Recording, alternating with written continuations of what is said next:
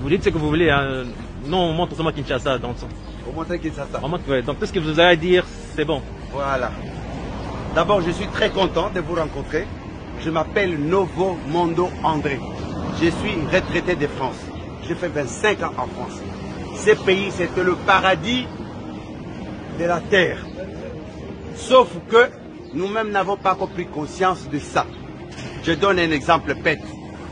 Le chef de l'État, je viens d'apprendre qu'il va donner ou qu'il aurait prévu 500 jeeps pour les députés. Les députés, aucun député ne lui a demandé une jeep. Et ces députés-là ne sont pas à pied. Quel est le prix d'une jeep? Admettons, au bas mot, qu'une jeep coûte 20 000 $. J'ai appris que c'est 50 000. 50 000 $. Eh bien, le prix d'un tracteur, c'est combien pour faire l'agriculture? Eh bien, si Tshisekedi commande 500 tracteurs, à chaque député, on lui donne un tracteur. On demande à ces députés-là, dans sa circonscription, il va faire plus de 100 hectares ou 1000 hectares d'agriculture, planter seulement les haricots. Au bout de 4 mois, chaque hectare va apporter combien de tonnes de haricots? On donne à nos militaires, prend 1000 militaires, on leur demande de planter seulement des boutures de manioc sur une millier d'hectares de manioc. Au bout de 8 mois ou 12 mois, nous avons de manioc. Le prix de manioc ici va coûter un sac 10 000 francs. Qu'est-ce qu'il lui a pris pour aller proposer aux députés des jeeps? Une jeep, il ne donne seulement pas le jeep, le monsieur là va acheter le carburant, il va acheter de l'huile, ça va tomber en panne, tout ça. Ça va rapporter quoi au Congo? Mais apparemment, les jeeps sont à crédit, c'est-à-dire qu'ils vont payer petit à petit. Mais justement, ces crédits-là, qui va donner les crédits? Mais prenez les crédits pour les tracteurs. Non, mais ça veut dire que chaque mois, les députés vont commencer à rembourser l'argent. Donc, ça va faire exactement 25 millions pour les 500 jeeps. Oui. 25 millions. Et chaque mois, les députés vont commencer à remettre l'argent dans la caisse de l'État. Apparemment. Cet argent-là n'ira pas dans la caisse de l'État. Est-ce que quand quelqu'un fait l'agriculture ne va pas rapporter l'argent dans la caisse de l'État? Entre quelqu'un qui fait d'abord le Ndundala que vous appelez Bitekoutekou et le Matembele. Au bout de 15 jours, vous avez le Bitekoutekou.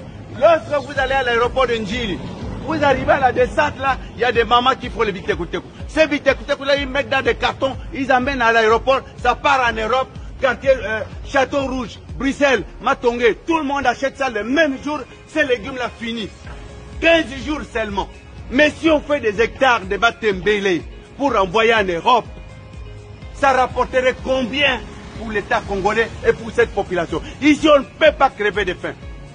Moi, je suis en colère d'apprendre que ces individus-là qui sont au pouvoir prennent de l'argent, ils font n'importe quoi avec, ils vont se promener dans toute la ville.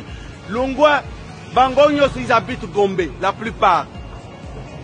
Les carburants qu'ils prennent pour se promener dans Kinshasa, ça rapporte quoi? Vous savez, nous sommes ici 15 millions d'habitants. Disons, plus de la moitié sont des enfants, 8 millions sont des enfants. Et 7 millions sont des adultes. Si nous enlevons 1 million de malades, il va rester 6 millions de personnes valides. Les 6 millions de personnes valides, les femmes sont plus nombreuses que les hommes. Donc il y a 3 millions 500 femmes et 2 millions 500 hommes. À ces hommes-là, chaque homme pour lui donner une femme. Vous savez qu'on peut construire à chaque Congolais une maison, puisqu'il va prendre sa femme et ses enfants. Est-ce que nous sommes des malades quelque part? Ça ne va pas dans notre tête. Comment nous pouvons faire des choses comme si nous étions fous, nous étions des malades? Ils vont en Europe. Ils savent que dans Paris, il y a de l'eau, des fontaines d'eau dans Paris. Tu as soif, tu as pris quelque part, tu bois de l'eau. Et cette eau-là, la nappe phréatique de Paris, c'est plus sale que notre nappe phréatique ici. Pourquoi, bon sang? Pourquoi on ne peut pas installer des fontaines publiques ici pour que les gens puissent boire de l'eau? On nous apporte des bouteilles qu'on jette partout. Une petite bouteille doit marquer American Water, Swiss Water, Canadian Water. Quel est ce complexe, ça, imbécile? Complexe d'aller mettre le nom du Canada, le nom de American Water, Swiss Water. Est-ce que Congo Water va beaucoup tirer? Maïwana est au la Suisse. L'eau de forage, à quelques 90 mètres, bazote qu'il a bien en 500 francs. Mais cette eau-là doit coûter 1 franc congolais, même pas. Hein? En plus, ils nous jettent des bouteilles partout. Qu'est-ce qu'ils ont mis de plus dans cette eau-là? Rien du tout. Et on laisse les gens vendre ça dans la rue. Tous ces gens-là dans la rue, on les arrête d'abord. Et puis on met des fontaines publiques. Nous avons de l'argent pour ça. Papa, est-ce que vous avez vécu en Occident? J'ai vécu en Occident 25 ans. Je suis retraité de France. J'étais notaire. En France? En France. Okay. Où ça La exactement? France est un pays pauvre. La France est un pays pauvre. L'ananas ne pousse pas en France. On vous vend de l'eau aromatisée avec du sucre coloré. On appelle ça le jus. Ça, c'est pas le jus, imbécile. C'est pas du jus. Il n'y a pas d'oranger en France. Il n'y a pas de manguier. Il n'y a pas d'ananas. Le café, on appelle ça café de la Côte d'Ivoire.